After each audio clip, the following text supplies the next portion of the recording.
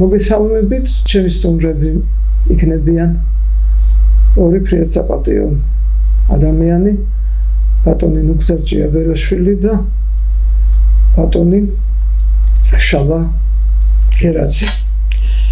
ეს ორი ადამიანი საკმაოდ დიდი წვლილის გამღებია ქართველიერისათვის და ამიტომ მინდა გაგაცნოთ ეს ადამიანები ფართო რაკურსით, რადგან მინდა რომ თელმა საქართველოს მიცოდეს მათი შემოქმედების შესახებ.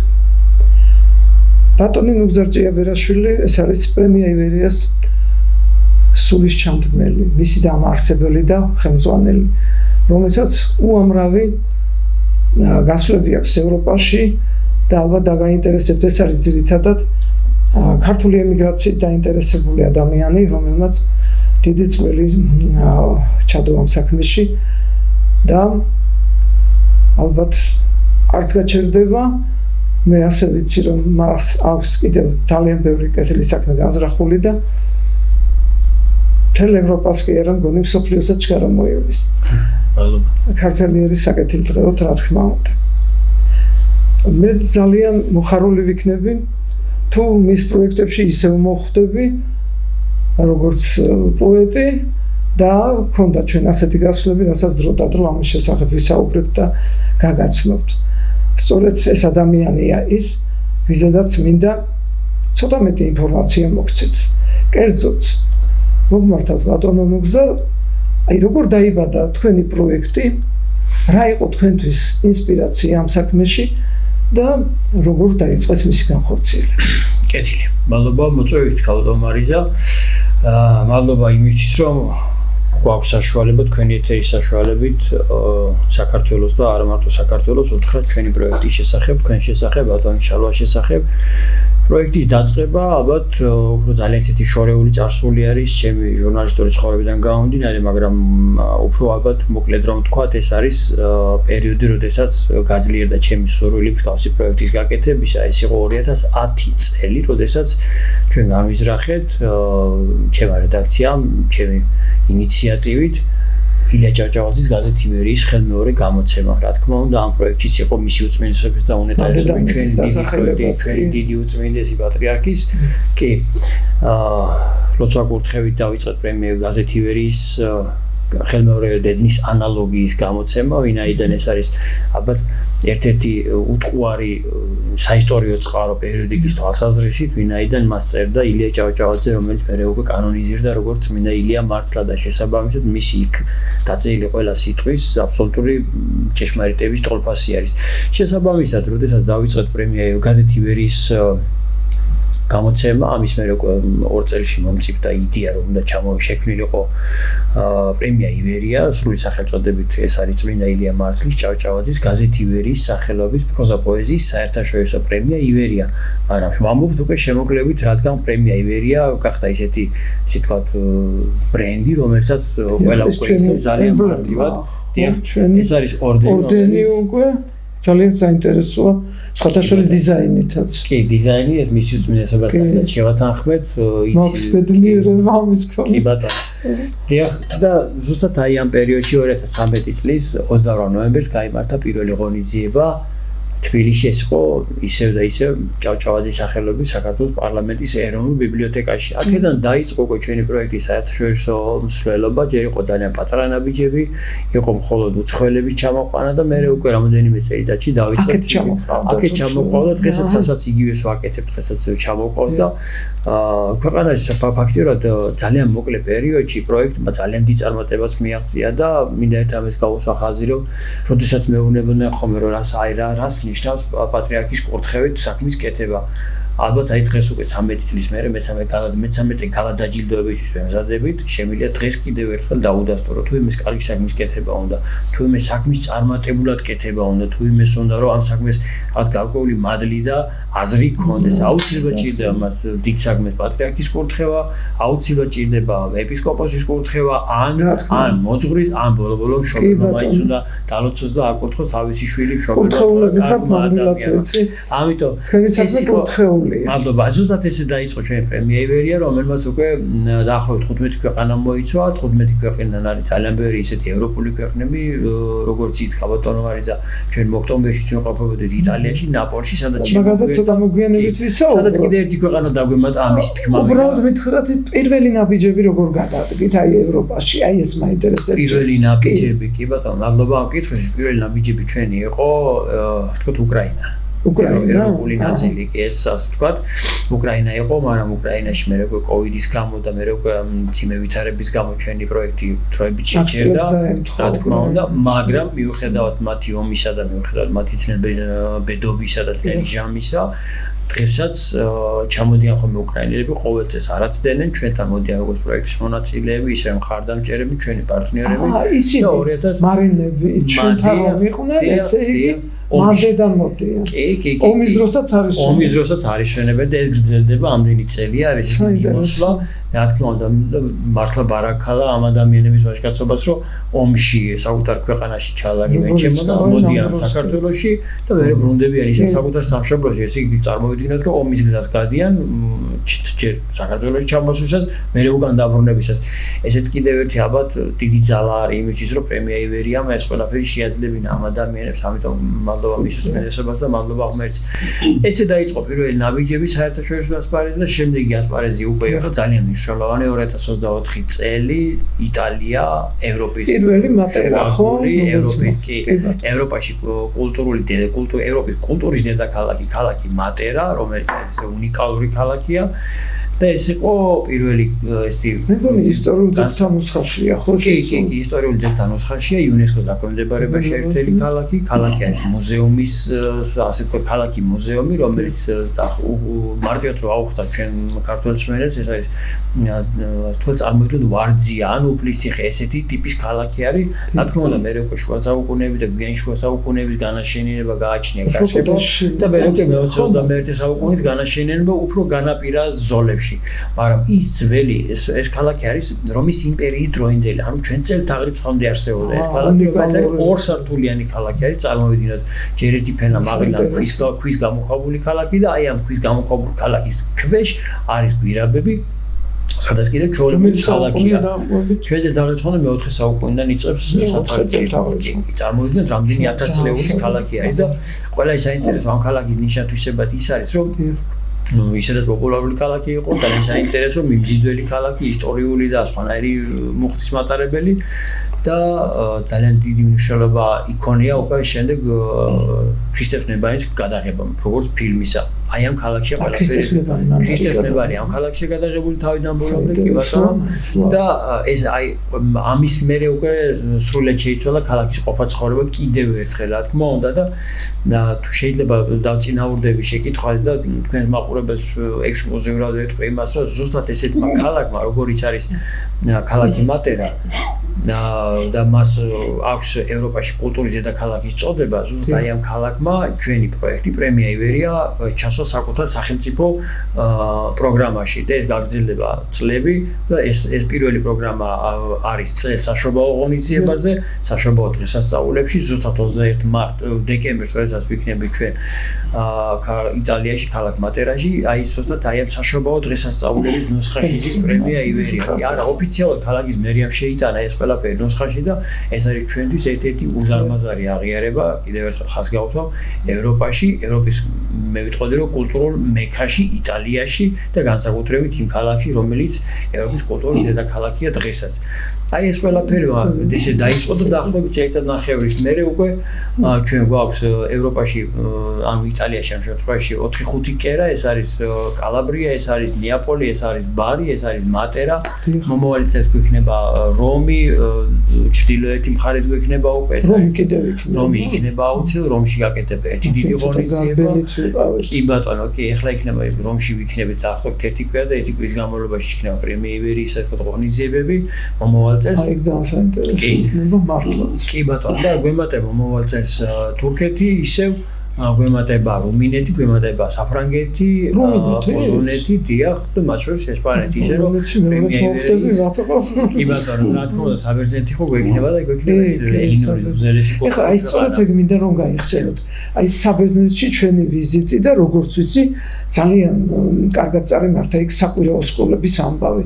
აი თქვენი მისიაც მე ვიცი რომ ძირითადად ემიგრაციაში საკვირაო სკოლების გახსნა და მისი წარმოებაა და აი რამდენად როგორ გითხრათ, აი კარგად წარიმართა ეს საქმე ამ ქვეყანაში, რამდენი ხანი არსებობს და როგორ მიდის საკვირაო სკოლების ქსელი. საკვირაო სკოლები უკვე წლებია და აქვს საბერძნეთს, მათ შორის იტალიას, მაგრამ რომელი ახალი სკოლებიც იხსნა ჩვენი ეხმარებით, რა თქმა უნდა, ლიტერატურით. ერთი რომელიც არის კი და როდის დაიწყეს ეგ თუ გაიხსენეთ? რომელი სკოლა? აი საკვირაო სკოლა ქალბატონი დარეჯან ღამბაშიძის მეთაურობით. ძალიან დიდი ხანი, მგონი თუ არსებობს 20 წლის ისტორია, ძალიან დიდი ისტორია აქვს. ჩვენი მიზანი არის ის, რომ ნებისმიერ უცხოეთში ნებისმიერ ჩვენ საკვირაო სკოლას დაუჭიროთ ხარი ლიტერატურით, ღონისძიებებით და მათთან ერთად ჩართულები ვიყოთ ღონისძიებაში, რადგან ხშირად ვახსენებ მე იმას, რომ უწმინდეს მოგთხოვა და მეუფეშიომაც რომ შეიძლება მეტი ყურადღება ქართველი ემიგრანტების მიმართ, მათ შორის განსაკუთრებული ყურადღება მოზარდი და ბავშვების თაობაზე. კი, როგორი მოზღავება იყო იმიგრაციაში. კი, ჩვენ ზუსტად ერთ-ერთი მნიშვნელოვანი ნაწილი არის ის, რომ თუ ჩვენ მივდივართ ევროპაში და მივდივართ ნებისმიერ სხვა ქვეყანაში, სადაც ქართველი ემიგრანტები ცხოვრობენ, ესენი არიან აბსოლუტურად ჩვენი ნაწილი, ისეთივე ნაწილი, როგორც ჩვენ ვართ ამ შემთხვევაში საქართველოში, უბრალოდ ისინი არიან მოშორებით და ჩვენ ისინი არ უნდა დავკარგოთ კი არა, პირიქით უნდა გავაძლიეროთ იქ მათი ძარღვი არ უნდა გაძლიერდეს, კი ბატონო, ეს უნდა იყოს მუდმივი გადაბმა, ეს უნდა იყოს მუდმივად ურთიერთჩართულობა. მოდით მაშინ იტალიის ამბავსაც დაუკავშიროთ მაგ სკოლების ქსელს, ხათუნა ქარაიას დამსახურება და ბარში თუ არ ცდები ღვალაძის სახოთ. კი, წინარის. წინარი ნახე მაშინ პირველად და ძალიან მომეწონა ეგ ქალბატონის. საოცარი დახვეწილი ადამიანი, ძალიან განათლებული. ალბათ ნებისმიერ ღონისძიებას და ნებისმიერ ორგანიზაციას, ნებისმიერ საზოგადოებას რო ამშვენებს ესეთი ადამიანი და ზუსტად ქალბატონის წინარის მეშვეობით გაიხსნა კიდევ ერთი საკვირაო სკოლა, ეს არის რეჯო კალაბრიაში, სამხრეთ იტალიაში, ეს არის უკიდურესი იტალია, სულ ბოლო ნაწილი ასე ვთქვათ, რომელსაც ხელმძღვანელობს ქალბატონი ხათუნა ქარაია ხელმძღვანელობს აი ამ სკოლას იქ და არაჩვეულებრივად ხელმძღვანელობს. წარმოიდგინეთ, ჩვენ წელს მეორედაც მოგვიწია ჩასვლა რეჯო კალაბრიაში და იქიდან გამომდინარე უკვე ეს ჩვენი ჩასვლა იქნებ განაპირობა რომ ქართული ბიბლიოთეკა იხსნებოდა. აქ საქართველოსთან იყო დელეგაცია ქართველების, მათ შორის იტალიის სხვა ქალაქ რეგიონებიდან ჩამოვიდნენ ქართველი ემიგრანტები, იმისთვის რომ ხარი დაეჭირათ საკვირაო სკოლა იმედისთვის, მათ შორის წიგნებით და სხვა ესეთი მორალური თუ სხვა მხარდაჭერები. სასკოლო წიგნებით შევიტანეთ, რა თქმა უნდა, მხატვრული ლიტერატურა ეს ყველაფერი გროვდება იმ ბიბლიოთეკაში და იმ კადრის ფარდში, რომელიც დაუთმო ადგილობრივმა მოძღვარმა და ეს არის ძალიან დიდი მნიშვნელობის მქონე. მოდი ისიც ავთქვათ, აი თქვენ გახსოვთ, როდესაც ქალაქის მერს შეხვდით და რა საკითხებზე ისაუბრეთ მაშინ ტელევიზიამაც გონი გადაიღო იქ და რადიო მაუწყებლობა მაცაცნობა იტალიას აი ესეთი საიმიგრაციო კეთილი სამსახურის შესახებ და როგორ წარიმართა ეს ყველაფერი. რა თქმა უნდა, მალუმა შეკითხვისთვის და მოდით ხაზი გავუსვათ იმას, რომ იტალია როგორც ყოველთვის ამ შემთხვევაში ძალიან კეთილგონიერი არის საქართველოს მიმართ, ქართველების მიმართ და ძალიან ხელს უწყობს მათ იქ ცხოვრებას და ამკვიდრებას, მით უმეტეს კულტურის განვითარებას და ზუსტად ჩვენი საუბარიც იყო ის ქალაქის მერიაში, რომ მაქსიმალური ხელშეწყობა ქონდეთ ადამიანებს, რომლებიც ხელოვნებით არიან დაკავებული იტალიაში და ქონდეთ რა თქმა უნდა სხვა ხელშეწყობას და მოდი ხაზგასმით ვიტყვით, რომ მხოლოდ ქართველებისთვის ხელშეწყობას არ გულისხმობს პრემია ივერიის ჩასვლა იქ, თუნდაც ქალაქის მერიის დახმარება. პირიქით, ჩვენც ვუწყობთ იტალიური კულტურის განვითარებას და პოპულარიზაციას ხელს საქართველოში, რა თქმა უნდა, ვერავინ ვერ იტყვის იმას, რომ კულტურას განვითარება და მუდმივი პოპულარიზაცია არ ჭირდება. პირიქით, ეს არის მუდმივი პროცესი, რომელსაც ვერ შეაჩერებთ, თუ შეაჩერებთ კულტურა იწყებს ან ჩაკეტვას და ყდომას, ან უკვე არაპოპულარული ხდება და იძირება კი რაღაც პერიოდის მერე კი. აქედან გამომდინარე, როდესაც ხედავენ იტალიელები, რომ ჩვენ ორმხრივ საქმეს ვაკეთებთ და არა მხოლოდ ჩვენი ქართული კულტურის პოპულარიზაციას ვეწევით მათ ტერიტორიაზე და მათ სამშობლოში და ხედავენ შემოხვედრს, რომ ჩვენ იტალიელები ვიწევთ საქართველოში, მათ შორის ინტერვიუებში, მათ შორის ტელევიზიებში, გამოცემებში, პროექტში, პრემია ივერიაში ხდებიან ლაურეატები და ასე შემდეგ. ეს ყველაფერი მათთვის არის ეს ინსპირაცია და სურვილი იმისი, რომ პრემია ივერიესთან გააგრძელონ მუშაობა და ხელი შეუწყონ ქართველებს იქაურ კულტურის საქმიანობაში. მაგრამ რაც შეინიშნება ქართველი ბავშვების, რომლებიც იქ დაიბადნენ უკვე გახსოვთ ალბათ ჩემი გამოსვლა, მაშინ სულ მომენტალურად მოხდა, რომ ბავშვები, რომლებიც ცეკვავდნენ და მღეროდნენ ქართულად, მოვიდნენ ახლოს და მე მათ ვკითხე რაღაც და ვერ გაიგეს ბავშვებმა და აი ეს ჩემთვის იყო შოკი ნამდვილად, რომ მათ ქართული აღარ ესმით. აი ხო არ გვემუქრებეს და ამიტომ ხომ არ არის სწორედ ეს საკვირაო სკოლები. ზუსტად ამიტომ საკვირაო სკოლის მნიშვნელობა და განვითარება და ზუსტად კარგონ ქართული კულტურა. და ზუსტად ამიტომ არის პრემია ივერიის ეს რაღაც. ეს უკვე დაკარგული ქართული იქნება და აი ამას უშავეხას. მაგრამ გაგამხნევებ და გაგახარებ, ვიცით, ყველას გაუხარდებათ ეს ამბავი. კი, მინდა რომ თუნდაც საქართველოს დაიგოს რა კეთდება. ეს თქვენი და ჩვენი ჩასვლა, თქვენი მოგზაურობა თქვენთან ერთად იტალიაში ეს იყო ივნისი. Iwnisi დასაწყისი კი. და ჩვენ როდესაც ჩავედით მეორე ოქტომბრის ბოლოს უკვე 19 ოქტომბერს გასამართლ ღონისძიებაზე იგივე ქალაქში, იგივე რეჟო კალაბრიაში ის ბავშვები, რომლებიც თქვენ ნახეთ, რომლებიც ვერ საუბრობდნენ ქართულად ლექსი წაიკითხეთ და გვესაუბრებოდნენ. იცეკვეს და სიმღერა აი ეს უკვე წინ გადადგმული ნაბიჯი. ეს არის წინ გადადგმული შეიტანეთ. ჩვენ შევიტანეთ და ამავე დროს ახალი გახსნილი იყო ეს რამოდენიმე კი მახსენდება. წარმოიდგინეთ ამ თქვენ უკეთიცით ეს ყველაფერი და ანაკიფიანია. არის ანაკიფიანი გენიალური გოგონა, რომელიც ასწავლის ქართულ სიმღერას. იქ არის ეკა ბერიკაშვილი, რომელიც ქართულ ცეკვას ასწავლის. იქ არის კიდე ძალიან ბევრი ღვაწლიანი ადამიანი, ახალგაზრდები, ბატონშავა, წარმოიდგინეთ ადამიანები, რომლებსაც ერთი შეხებით ასაკიც კი არ აქვთ იმისი, რომ წავიდნენ ემიგრაციაში და ემიგრაციაში ამხელა ღვაწლი აიღონ საკუთარ თავზე, აი ესეთი საქმე აკეთონ, რომელსაც იქ დაბადებული ბავშვმა ქართული კი არა, საქართველოსი არაფერი არ იცით, ჰაერი არ ჩაუსვენ ამას და ქართულად მეტყველს. მათი მშობლები წლობით არ ყოფილან. ჰიმნი იმღერეს ქართულად. ჩვენი საკონსულო, ბარის საკონსულო, გენერალური საკონსულო იყო ჩამოსული ბატონი ირაკლი ქოიავა და ქალბატონი მარიამ აფაიდის ხელმძღვანელობით. აღფრთოვანებული დარჩა კონსტანტინე გამსახურდია. დიდი ზვიადის შვილი, რომელიც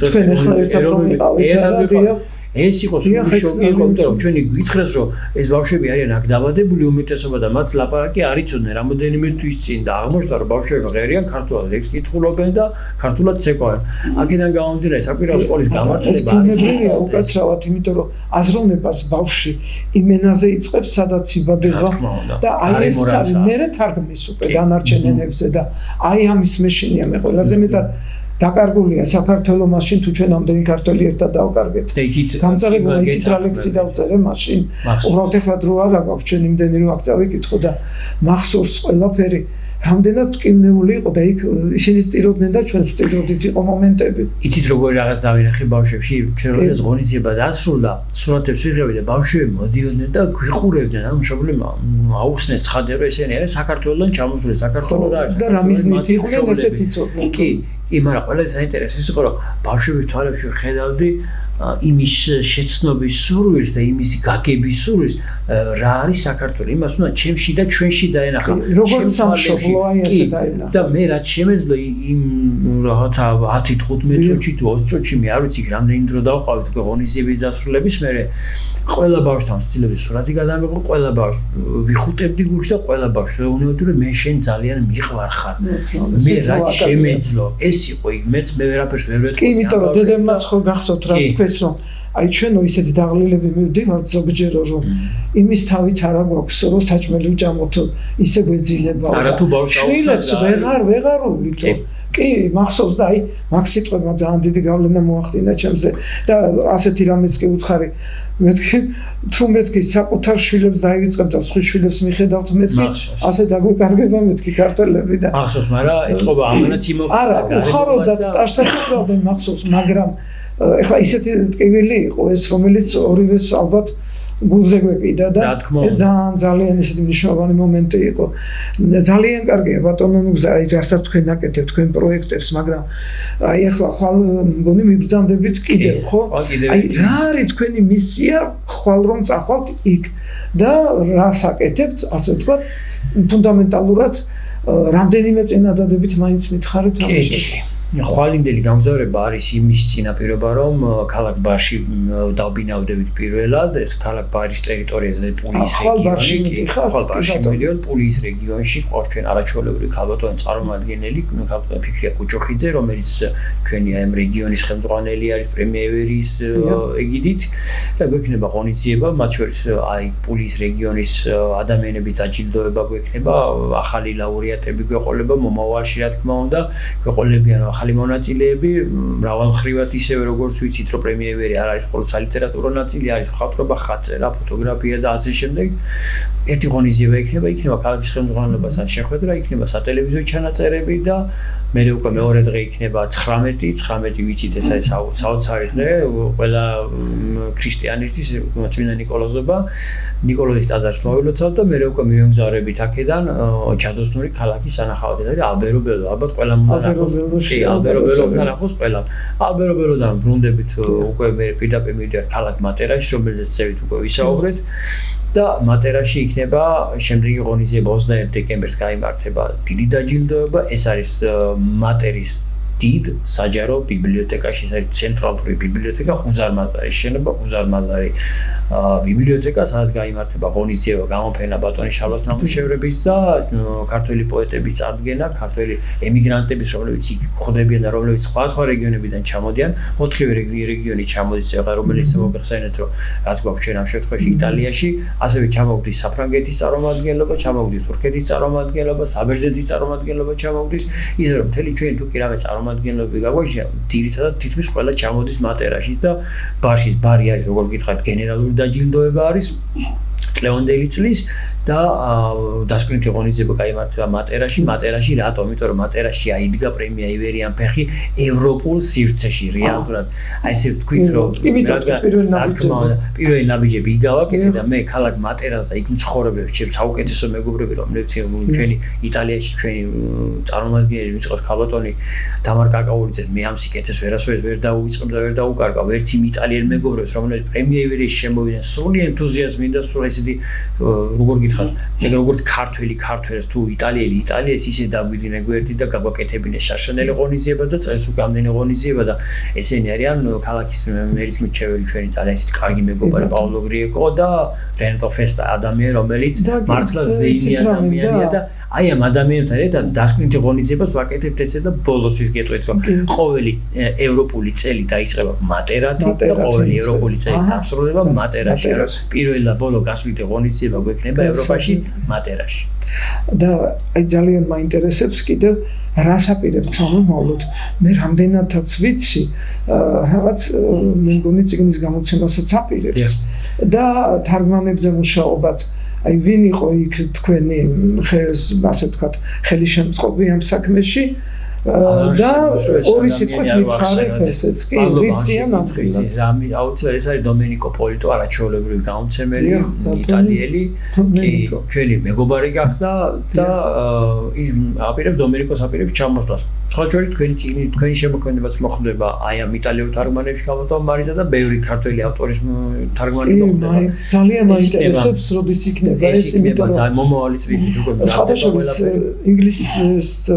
ინგლისურადაც გამოდის რამდენიმე პოეტის კარგი ლექსი, შერჩეული ლექსებია სხვათა შორის და მე მგონი არ მინდა წინასწარ თქვა თვითონ ვინც ხელმძღვანელობს ამას მითხრა ჯერ მოიტყვიო ამის შესახებ, მაგრამ აი ის წიგნიც გამოვა აუცილებლად ინგლისური თარგმანები და ხარს დაუშვენებს ძალიან მიხარია ეს იმას ნიშნავს რომ ქართული კულტურის განვითარება კულტურის გაცვლა მოხდება ჩვენ ნამდვილი ისტორიას დარჩება ეს ფურცელი. ისე რომ აი ამ წიგნებში როგორც ვიცით, ჩვენ წიგნს ვაფორმებთ ყოველთვის ნახატებით, ხატებით, ფოტოგრაფიებით და შესაბამისად ბატონი შალოს შემოქმედებად მოხდება აი ამ ქართულ იტალიურ. ძალიან საინტერესო, ამიტომა ის ჩვენი სტუმარი და ბატონ შალოს თქო ეხლა ორიოდეს სიტყვას გითხრათ, იმიტომ რომ მისი რეგალიები ისეთი ბევრი იყო, უნდა წავიკითხოთ, თორე შეიძლება შემეშალოს. ის არის ხატმწერი აკადემიის კურსდამთავრებული სამხატვრო აკადემიისა, რესპუბლიკის ძალიან ცნობილი საერთაშორისო გამოფენების ავტორი, მხატვარი, დიზაინერთა და მხატვართა კავშირის წევრი, აკადემიის აკადემიკოსი, მე მგონი და რომელი აკადემია? ეროვნული აკადემიის, ხო, უკაცრავად, აი ძირი აკადემია. არ ვიცოდი, კი ბატონო, და აი მოქმედი მხატვარი, შემოქმედი, რომლის შემოქმედება ნამდვილად იმსახურებს ორიოდი სიტყვით გაგაცნოთ ეს შესანიშნავი ავტორი, გისმენთ? დიდი მადლობა მოგესალმებით.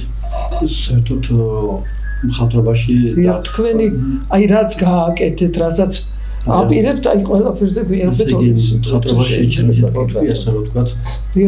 მაგრამ არ მაკმაყოფილებდა ეს რატომაც და მე ვთხოვდი ყოველთვის რომ მეტი გამაკეთებინე თქვა და ნუ დაახლოებით 20 წლის უკან ვიწყებ ხატწერას და ხატჭედოს. ანუ ცოტა მოგვიანებით ხატწერა გასაგებია. და დავიწყეს და მაგრამ შემეშინდა, იმიტომ რომ ამას უნდა ცოდნა კანონიკა, მაგრამ გადავლახეს ყველაფერი და გავაკეთე კარგად. ორივე საკეთებთ ამჟამად და პატრიოტ ტაძარი არ არსებობს საქართველოში. უცხოეთის მოწვეული იტალიაშიც არ ჩემი ხატი. ეს დიდი ხატი, დიდი ქრისტე. ხო და რა ვიცი ძალიან აი სიყვარული და პატივისცემით ვაკეთებ ამას, იმიტომ რომ ამას ვერ გააკეთებ შემთხვევით. იქ რაღაცა ესეთი ფრაზა მოხდა მე თვალში სამრეწველო ხელოვნება. აი მე თუ შეიძლება ორი სიტყვით ეგეც გითხარით. აი მე დიზაინი დავამთავრე, მე ახლა დიზაინი დღეს ყველა მიცი და ჩვენ დიზაინის ჯავაბერ 1970 წელს მაშინ ეგ სიტყვა არც იცოდი. და კი ცოტა ახალია, იმიტომ რომ მე ვერ ყვევი ხატებას ცოტა პირველი დიზაინერი ჩვენ ვიყავით. პირველი დიზაინთა კავშირის ჩვენი საბჭოთა კავშირის ჩვენ გავხდით. იმიტომ მე მუშაობდი ერთ-ერთ ორგანიზაციაში, სადაც განყოფილების გამგე ვიყავი ამ დიზაინის და კონსტრუქტორთან ერთად. კათედრაც არის ამის? აკადემიაში კათედრა დიზაინის ახლა კი მაშინ ხო. არა, თქვენ დროს იყო ეს. იყო, რა თქმა უნდა. და რო დავიწყე მუშაობა, ესე ოციმი ორგანიზაცია მუშაობდა საკრასკავ ტექნიკაზე, აი ლითი ძღებავდნენ, ხო. იქ შეიძლება მუშაობდე პრიბორებში, მუშაობ შეიძლება დანადგარებში, შეიძლება ტანსაცმლის დიზაინში მუშაობდე. და იმიტომ ის გავაკეთეთ და რომელსაც ვაკეთებით, ყველაფერი ინერგებოდა. და გამოდიოდა მოსკოვში იყო დიდი ქარხანა, ეს ქარხანა უშვებდა მას სერიულად. ფაქტიურად ფუძემდებლების თაობა ხართ აი ამ მიმართულებებში. მე ხდებოდა ეს საერთაშორისო გამოფენაზე და იქიდან დიპლომები, სიგელები, მედლები და აი მოთხოვნაც ხომ არ იყო სამრეწველო. მაშინ მოთხოვნა არ იყო და ესე იგი ამ ჩვენმა დიზაინმა ჩვენი ნამუშევრები ვერ ხდებოდა საერთაშორისო გამოფენაზე, იმიტომ მუშაობდა, მაგრამ შეხედულობა არ ჰქონდა. გაასაგებ. ანუ ვიზუალი თქვენ მიეცით ეს ვიზუალი. ჩვენ მე როცა შემოგვიმარში და თქვა ასეთი რომ ჩვენ ვერ გავართ საერთაშორისოზე და გავაკეთეთ დიზაინთა კავშირი. გაასაგებ. ჩვენ შევიტანით იმხანა წვრილი რომელზე კონსტრუქტორებს ხანდახან ვეჯევრებოდით, იმიტომ იმაზე წინ წავედით მე, იმიტომ რომ იმას მუშაობას არ ევინარ თქოს გამოფენაზე. თავი შეხედო. თანაც რაღაც ახალი სიტყვა იყო. ახალი სიტყვა იყო კიდე. და დამსახურებები და სიგელები და დიპლომები ჯერ კიდე 30-40 წლის უკან. აწერას აპირებთ. ახლა ხატწერას ვერ ვუნებებთ, იმიტომ რომ ეს ისეთი რაღაცა წარმოიგენიათ ხატს დაანებებთ, თავი და ჩვეულებრივ ნამუშევრებზე გააკეთო. აი ეს თქვენი ნამუშევრებია, მე როგორც ხედავ, ხო? დიახ, ყველაფერი. ეს ჩემი ნამუშევრები, გრაფიკული ნამუშევრებია, ზომით პატარები, სიყვარულის თემებზე, ოცნებების თემაზე. ამ თემას რა ქვია?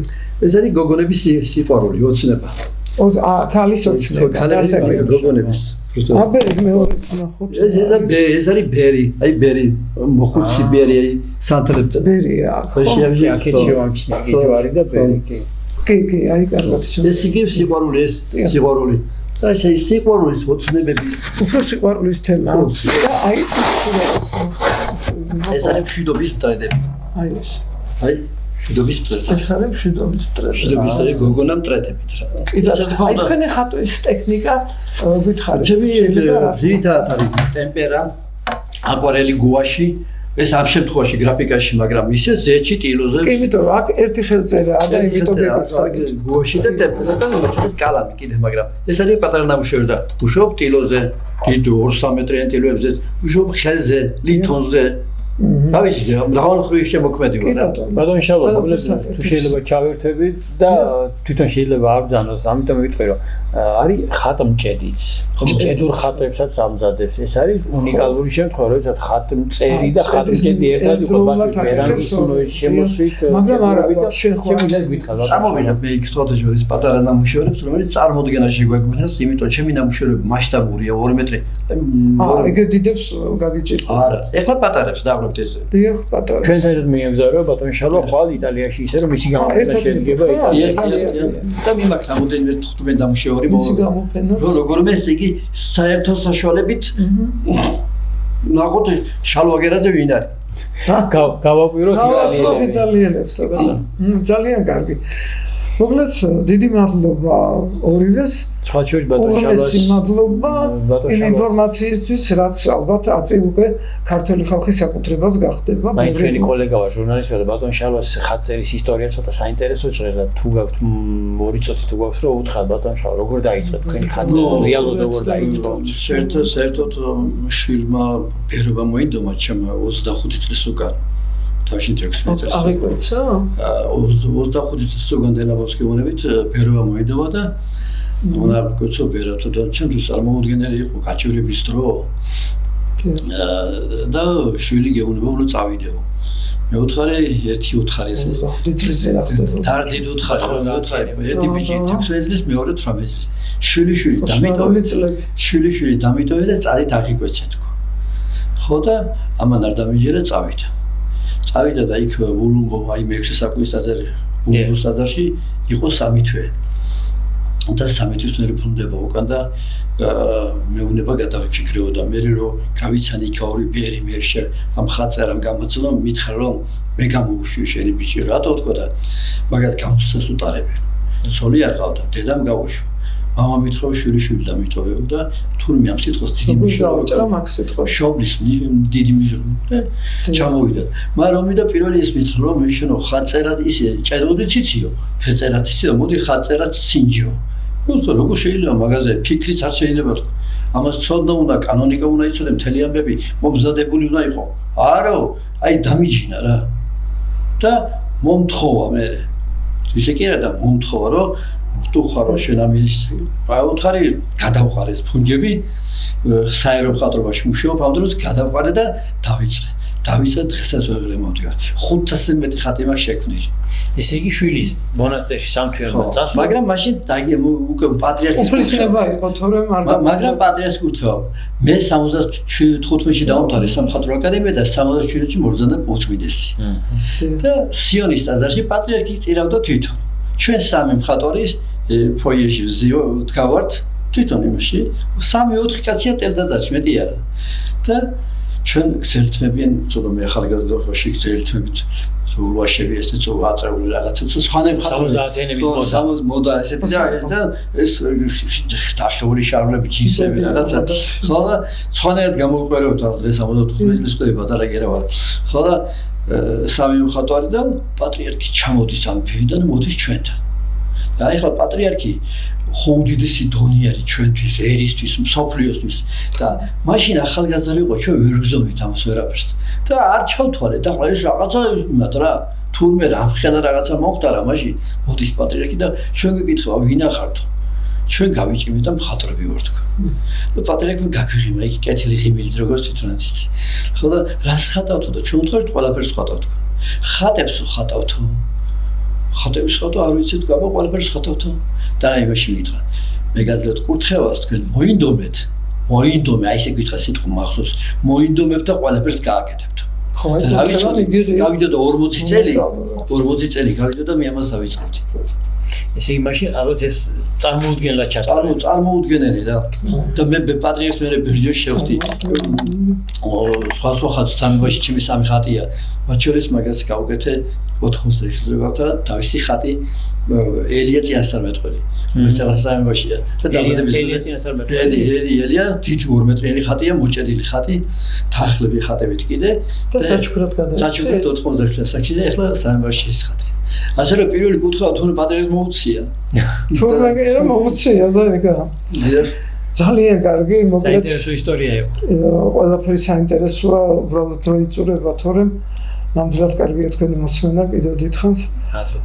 უღმესი მადლობა და გისურვებ წარმატებას ამ დიდ გზაზე, რასაც თქვენ უკვე აკეთებთ და ხვალ მიბრძანდებით და უფალმა დაგლოცოთ. მადლობა.